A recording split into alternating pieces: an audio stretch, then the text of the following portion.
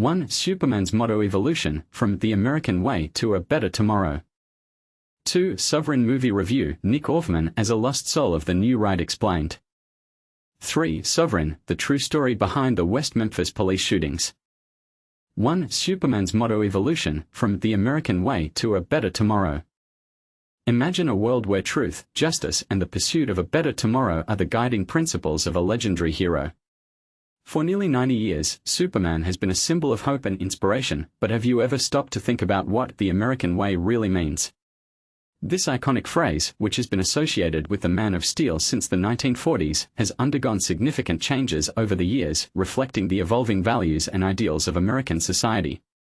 But here's where it gets interesting: the original phrase, truth, justice, and the American way, was not just a catchy slogan, but a reflection of the complex and often contradictory nature of American identity.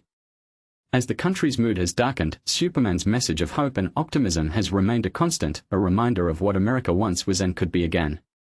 Director James Gunn's latest cinematic adaptation of the character, Superman, taps into this inherent optimism, bringing a brightness and sense of wonder back to the character that reminds us why he exists in the first place.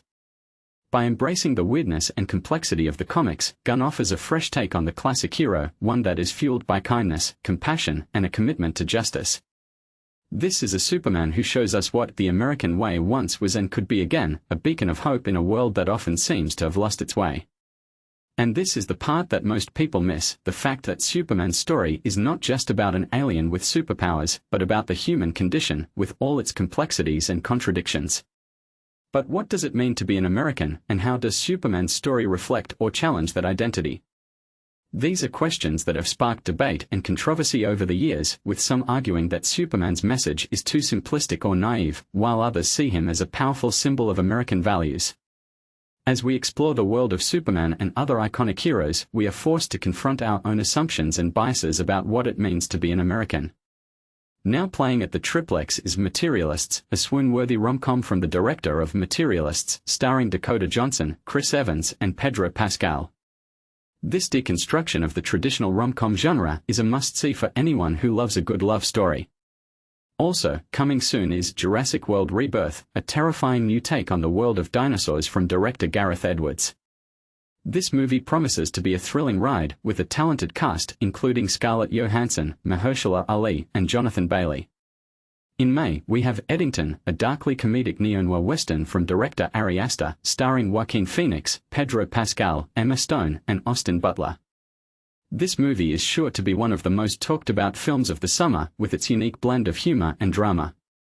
Later in July, we have The Fantastic Four: First Steps, a retro-futuristic spin on the first family of comics from director Matt Shakman. This movie promises to be a fun and action-packed ride, with a talented cast including Pedro Pascal, Vanessa Kirby, Joseph Quinn, and Eben Moss-Bachrach. And for all you comic book fans out there, don't miss Up and Away, The Rise of the Silver Age of Comics, a discussion about the history of comics and their cultural and political influences. Join Brendan Matthews, author of The World of Tomorrow, for a fascinating look at the evolution of superhero stories and their impact on our society. Finally, get ready for Triplex Movie Trivia, a night of fun and games with creative director Ben Elliott. Put together a team, grab some drinks, and join us for 4 rounds of trivia in the Triplex lobby. It's going to be a night to remember.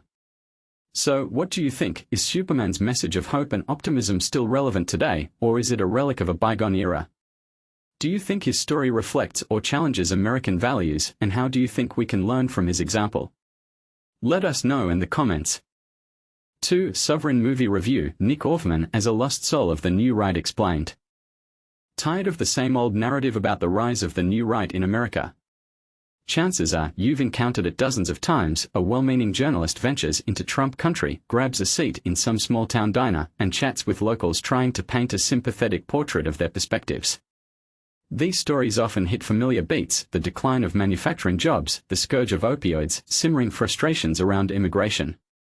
But here's the twist most people miss: despite their good intentions, these pieces rarely get to the heart of why this new wave of right-wing politics has taken hold. That's where the film Sovereign steps in and shakes things up. Created by Christian Swegel in his feature debut, Sovereign is a bold drama that never once mentions Donald Trump directly, and yet, it manages to dig much deeper than any news article. The movie explores forces far bigger than any one political figure, desperation, extremism, and a creeping hopelessness that have seeped into the American heartland, laying the groundwork for the political shifts we are seeing today. It's a suspenseful, real-world thriller and a penetrating look at how ordinary lives can become entangled in extreme ideology. In short, a story that feels all too real. The heart of the movie is Jerry Kane, brought to life with simmering intensity by Nick Offerman. Jerry's not your stereotypical villain or hero, he's a laid-off roofer eking out an existence in a neglected house with his teenage son Joe, played by Jacob Tremblay.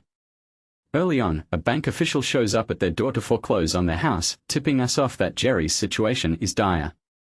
But here's where it gets controversial. Instead of seeing himself as a victim, Jerry embraces his role as a local guru of the sovereign citizen movement. He's become a wandering lecturer, hitting up bingo halls and grungy motel meeting rooms to speak to working-class folks who feel abandoned by the system.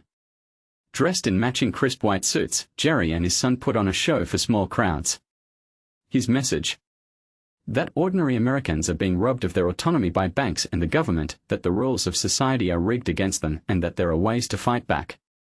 He spins elaborate theories about property rights, bank loans, and what the government can, or, in his worldview, cannot enforce. For example, he argues that you shouldn't need a driver's license because a car is simply a tool for personal transportation, not a legal entity, an argument that, unsurprisingly, doesn't fly when he's stopped by the police. He claims banks don't really own your home and demands to see convoluted paperwork he claims would prove his point. To some, this sounds like the ramblings of someone lost in conspiracy. To his followers, it's empowering, maybe even gospel.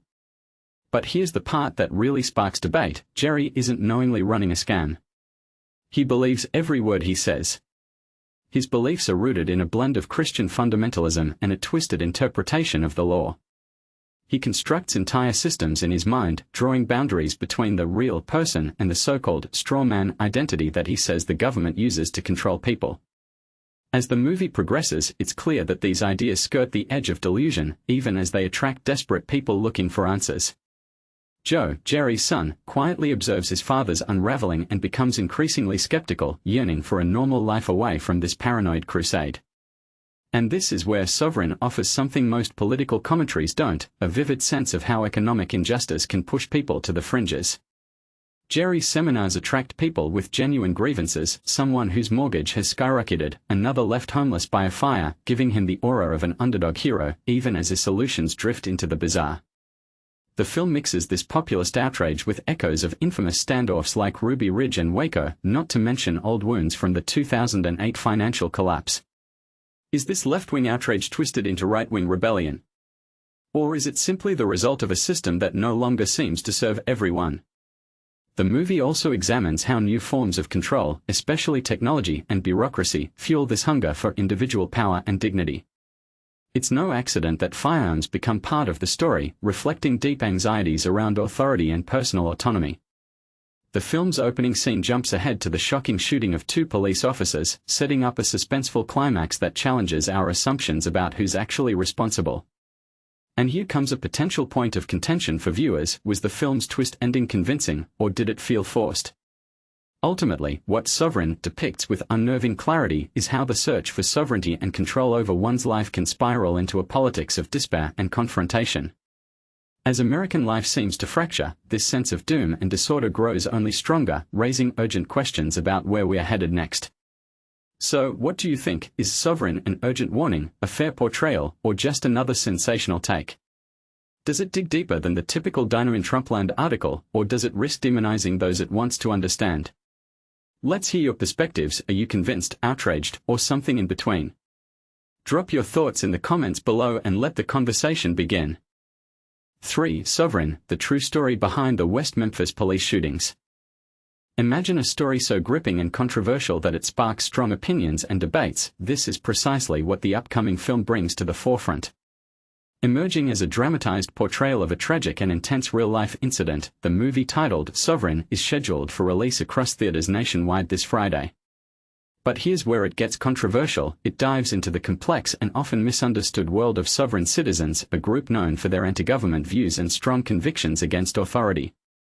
Sovereign stars well-known actors Dennis Quaid and Nick Offerman and narrates the tense events involving a father and son who identify as sovereign citizens. Their defiance and extremist beliefs lead to a deadly confrontation with police, culminating in the fatal shooting of 2 officers during a traffic stop, which has become a focal point of the film's dramatic retelling. The story is rooted in true events that occurred along Interstate 40 in Memphis, Tennessee, on May 20, 2010. It all began when Officer Bill Evans noticed a white van from Ohio pulled over along the highway and requested backup. Within moments, Sergeant Brandon Portet, who was also the son of the then West Memphis Police Chief Bob Portet, arrived on the scene. Tragically, both officers were shot and killed when a 16-year-old passenger from the van brandished an assault rifle and opened fire.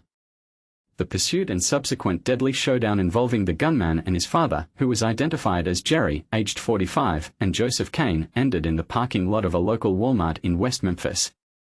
The suspects, believed to be anti-government extremists, engaged in a firefight with police and were killed during the confrontation. The film is currently showing at the Malco Cordova Cinema, and those interested can watch the official trailer online. This movie not only chronicles a real and devastating event but also raises questions about extremism, law enforcement, and the societal tensions surrounding the sovereign citizen movement. As we reflect on this intense chapter of local history, it's worth asking, how should society approach the threat posed by anti-government groups? Are films like A Sovereign helping to shed light on these issues, or do they risk sensationalizing extremism? We'd love to hear your thoughts. Join the conversation below.